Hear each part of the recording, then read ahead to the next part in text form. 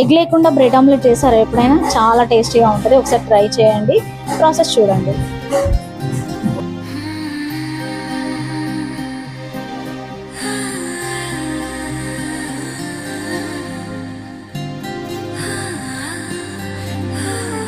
ఏదేదో పలికి నా పెదవుల మౌనం, నీ పేరే పిలిచేనులే.